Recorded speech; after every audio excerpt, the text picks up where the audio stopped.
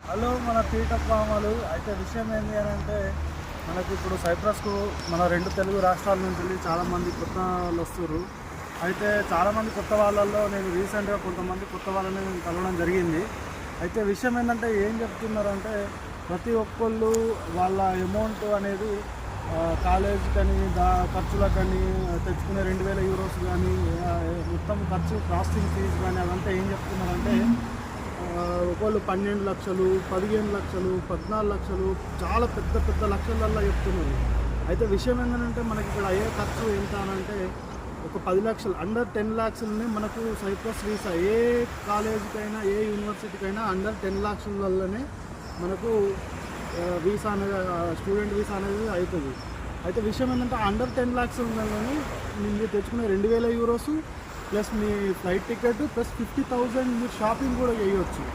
అర్థమవుతుందా? అంతకంటే ఎక్కువ బడ్జెట్లో మీరు ఎక్కువ అమౌంట్ పెట్టి తెచ్చి చేసుకోవడం, వేస్ట్ చేయడం, తర్వాత ఇబ్బంది పడడం, ఇక్కడికి వచ్చి అవి తీర్చుకోవడానికి మీకు టైం సరిపోతుంది. 2-3 ఇయర్స్ పడుతుంది అవి తీర్చుకోవడానికి. మీరు అందుకే చూస్ చేసుకోరు. 1-2 సార్లు మీరు ఏంటంటే చెక్ చేసుకొని రండి.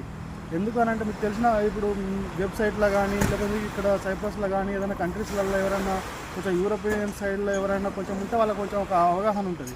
వాళ్ళకి సంబంధించి మీకు ఎవరైనా తెలిసిన వాళ్ళు ఉంటే వాళ్ళతో పాటు కొంచెం తెలుసుకొని రండి. ఎందుకనంటే చాలా పెద్ద మొత్తంలో తీసుకుంటారు డబ్బులు, ఒక్కొక్కరు ఒక్కొక్క తీరు ఛార్జ్ చేస్తారు. అందుకే అసలు అండర్ 10 లాక్స్ని మీ కాలేజ్ ఫీజ్, మీ ఫ్లైట్ టికెట్, మీ ప్రాసెసింగ్ ఫీజ్ ప్లస్ మీ తెచ్చుకున్న 2000 యూరోస్ అన్నీ అందులోనే అవుతాయి. మీరు 10కి ఎక్కువ పెట్టిరంటే మీరు లాస్ అయినట్టే. 10 లోపలనే, అండర్ 10 లోపలనే ఇదంతా జరుగుతుంది.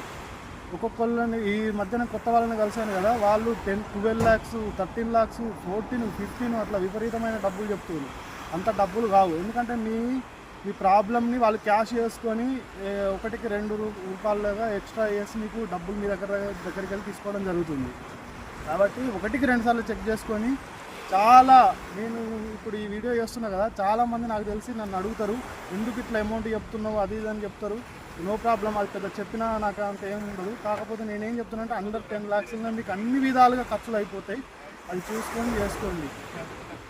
ఏంటంటే ఫ్రెండ్స్, అయితే నేను సైప్రస్కు రావాలన్నా వద్దా అని నేను ఏది చెప్పినా మీకున్న తీటకు నేను ఏది చెప్పినా మీరు వస్తారు. కాబట్టి మీరు వచ్చినాక ఇక్కడ కలిసి మాట్లాడుకుందాం. ఇంకా ఫర్దర్గా ఏదైనా విషయాలు ఉంటే మీరు ఏ ఏజెన్సీ ద్వారా వచ్చినా ఏ రకంగా వచ్చినాక కలిసి మాట్లాడుకుందాం. మన తీట అనేది అప్పుడు మాట్లాడుకుందాం, తీట తీర్చుకుందాం, సరేనా? ఇంకొక విషయం ఇంకొకటి ఏంటంటే మీరు ఇక్కడికి రావడానికి నాకు తెలిసి అయితే మన మధ్యతరగతి కుటుంబాలలో 10 లక్షలు 15 లక్షలు అనేది చాలా పెద్ద అమౌంట్. కాబట్టి మీరు నాకు తెలిసి గోల్డ్ లోను అప్పులో ఏదో ఒకటి తెచ్చుకొని ఉంటారు. మీరు ఇక్కడికి వచ్చినాక ఎంత తీర్చుకోవాలనేది, అసలు ఎంత సాలరీలు వస్తాయి, ఎంత వర్క్లు వస్తాయి, అసలు ఎంత వర్క్కు ఎంత సాలరీ ఉంటుంది, కన్స్ట్రక్షన్ ఉంది.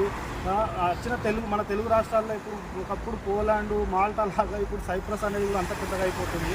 అయితే విషయం ఏంటి అని అంటే ఇక్కడ ఏ వర్క్కి ఎంత సాలరీ ఉంటుంది, కన్స్ట్రక్షన్ ఉంది, లోపల రెస్టారెంట్లో కానీ బయట కానీ అసలు ఓన్లీ వచ్చిన తెలుగు వాళ్ళు ప్రతి ఒక్కళ్ళు డెలివరీ జాబ్ చేస్తారు.